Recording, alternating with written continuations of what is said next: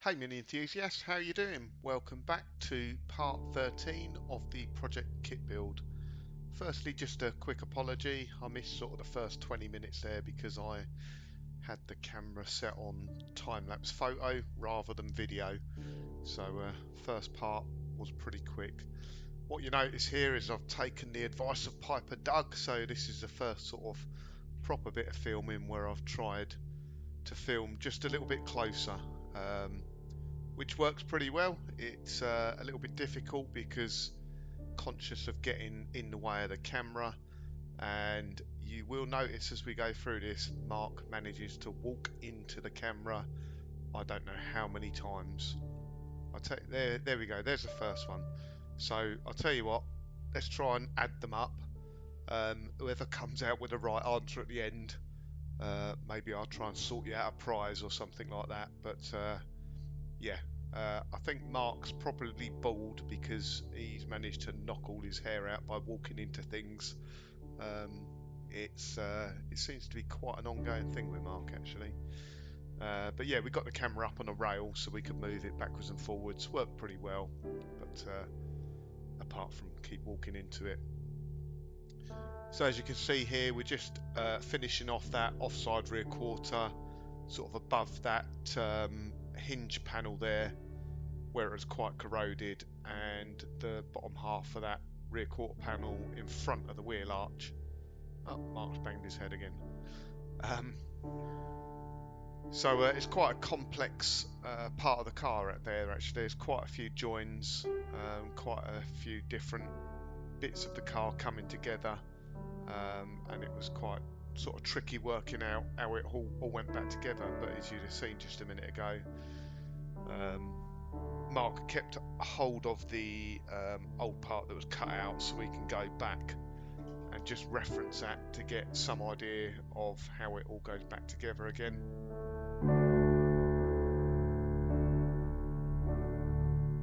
So we've got some repair panels, as you can sort of see us measuring up. We've got the actual wheel arch itself, just the wheel arch repair section, and we're just going to cut the part out of that we need, and the rear quarter panel in front of the wheel arch as well, just a repair section there. So I'm just finishing off that heel board there. Again, Mark's banged his head there. Just finished off the heel board there again, where it meets the sill, and this was the side we had the problem with the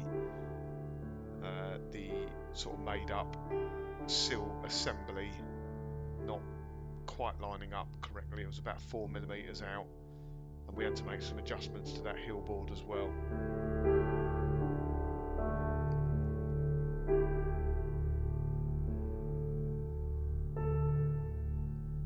So now just welding in a repair section into that rear wheel arch. It was only the very bottom of it that was corroded, so didn't need the whole arch replacing. So pretty straightforward repair there.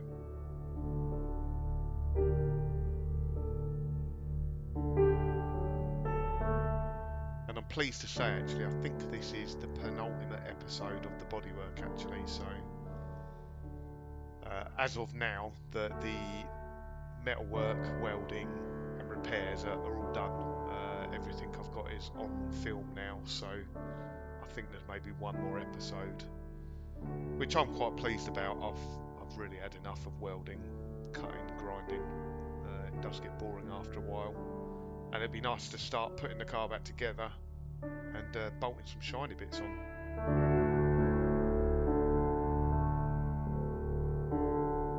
So again, spot welder out there where we can. It's very useful just because it's so quick, clean and easy to use, but access, you need to be able to get good access around the panel to be able to spot weld it.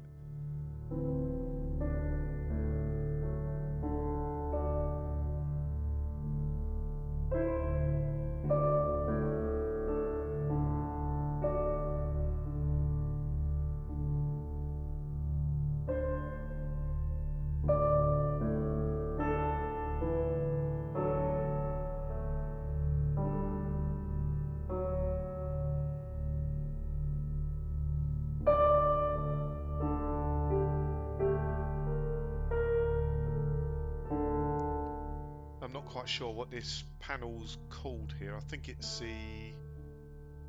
square bit above it is the subframe closing panel, and it just describes this sort of triangular bit of the wheel arch as a closing panel segment. But basically, yeah, that just closes off that rear corner, stops water getting up behind the rear quarter and into the inner sill. Just obviously lining up and measuring up that repair panel for the rear wheel arch quarter panel there. It's quite tricky because the rear quarter panel has a natural sort of curve in it from the top to bottom, and the repair panels are completely flat. So just a bit of close in on some detail there. Some welds better than others, don't judge me. They're all good enough anyway. Mark comes in for a final inspection. Man from Del Monte says yes.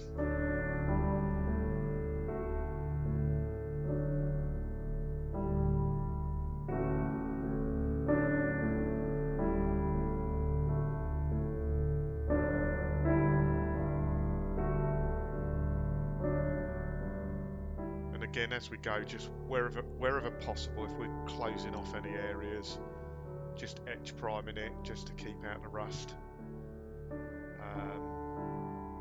And where we're joining two bits of metal overlap, if there's any sort of overlap or anything like that, then it gets zinc primer in between. So just kind of fettling, redressing that corner as it goes around the wheel arch there, just to try and get it to fit a bit better.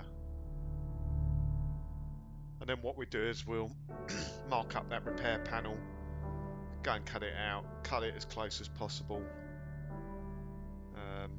Never quite good as Trev's blogs or Trev's vlogs. He manages to cut his repair panels with the accuracy of a human hair, I think. I don't know how he does it. Obviously he's just very, very good and very skilled with metalwork, and puts a lot of detail and attention into it.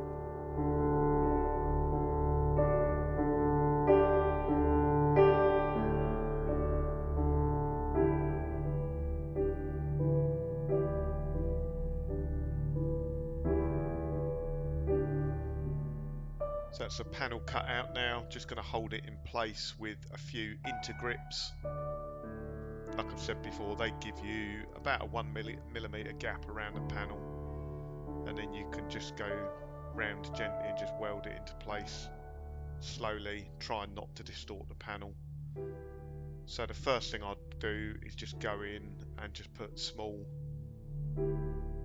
little spots of weld either side of the intergrips, hold the panel in place, and then we can remove the grips and then just continue to seam weld that round.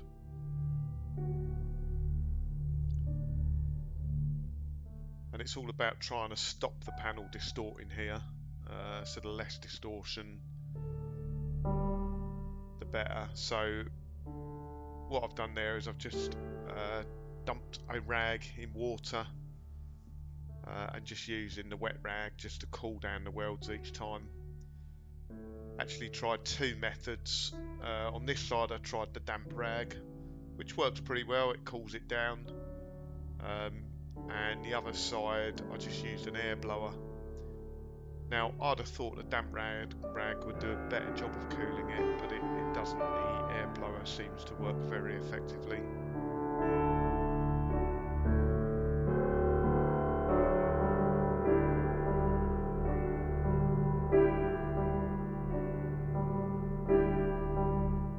So you have to be quite patient here. It's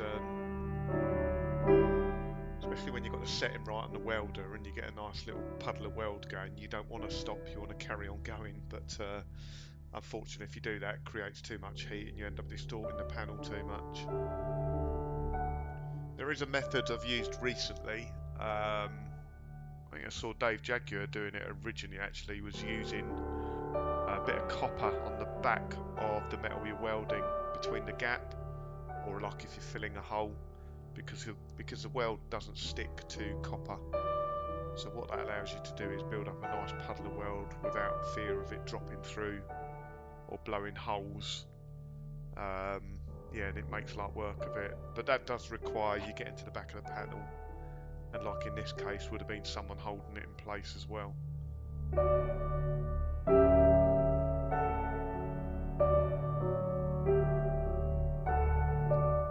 So finally now Mark's just giving that cleaning off that weld just roughly,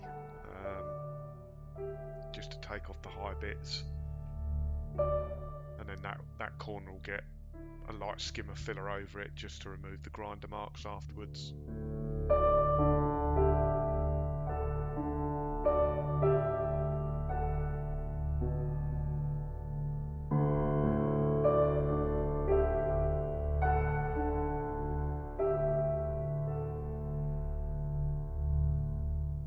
Now where that closing panel goes around the corner there, it didn't quite line up with the repair panel. Just the curvature was very slightly different, so as you can see there, I'm just heating up that panel.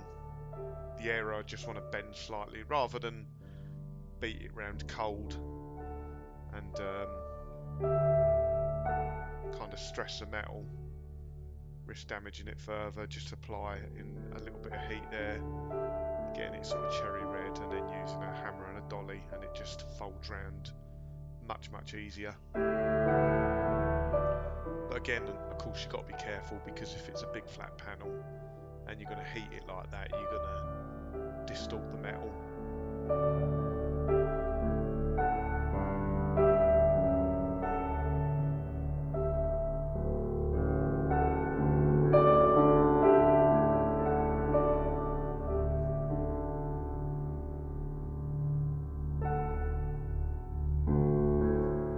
And finally, just to finish off that rear quarter panel now, just spot welding round, and obviously we left the final spot welds between the outer sill and the rear quarter. So that's that offside rear quarter done now. We do still have the near side rear just to finish off.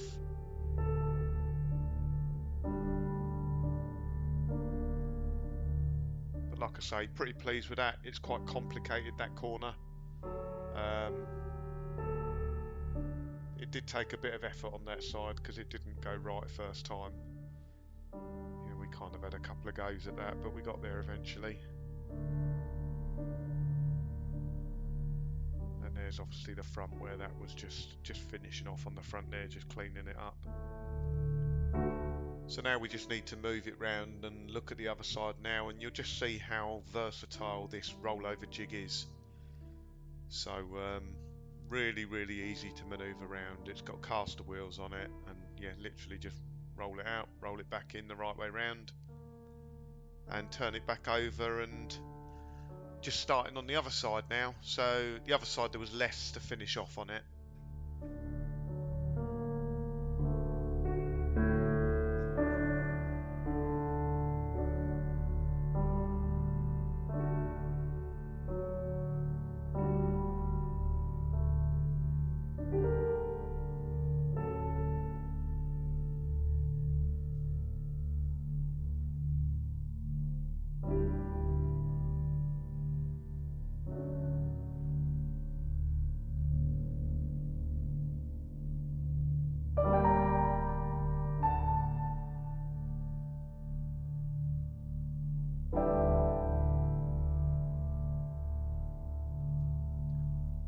So I'm just cleaning up the inside there, ready for the subframe closing panel, which is kind of the square section that goes above that hinge panel there.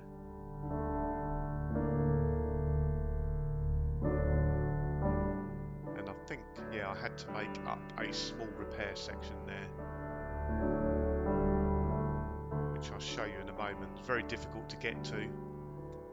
Wasn't the sort of thing you could get mole grips on or anything like that, so it was a case of shaping a bit of metal, and then I'll show you a method in a moment, just trying to get it held in the right place when you can't get mole grips in there.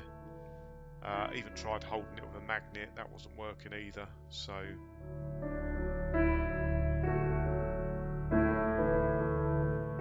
kind of devised another way of doing it, which I've seen other people do before, but it's fairly easy.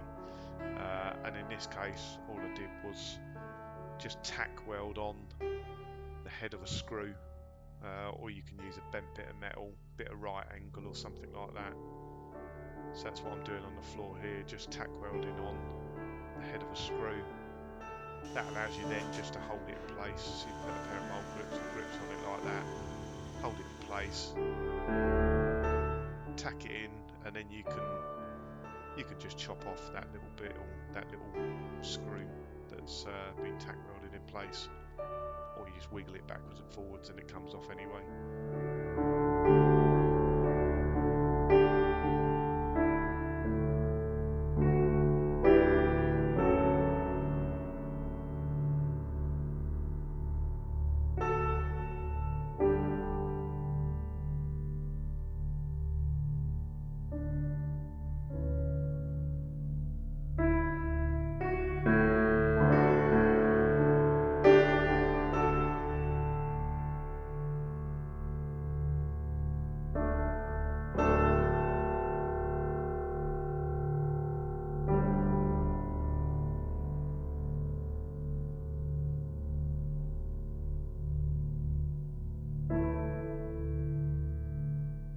So at the front there, I'm just filling in a couple of holes.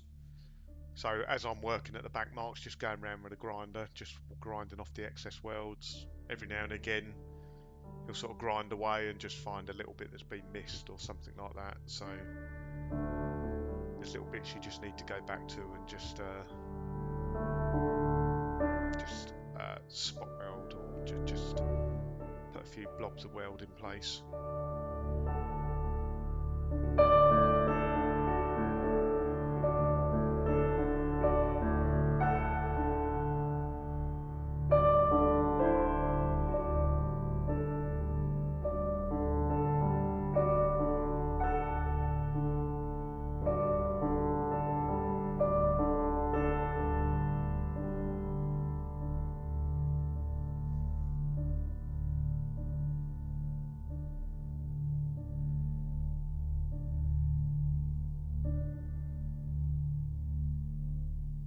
So that panel there, I believe that sort of square section there is the subframe closing panel. But it's quite common for them to rot on minis. It's pretty much just a square panel, so quite often people just make up their own repair sections to put in there. But again, it's made by a machine, so it's not expensive.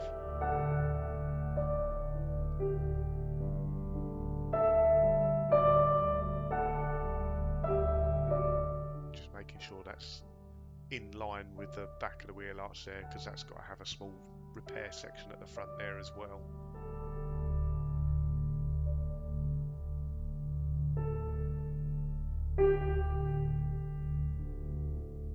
And so I think we're drawing to the end of this video update now. Like I say, I've got the footage for the other one. I'm going to get to work on getting that edited and uploaded, so hopefully I should have that up by next week or before next week, and that'll be the cutting, grinding and welding done. And like I say, looking forward to getting on to bolting bits on and getting it back together. So as always guys, thanks for watching, and catch up with you in the next update. Have a great week. Bye.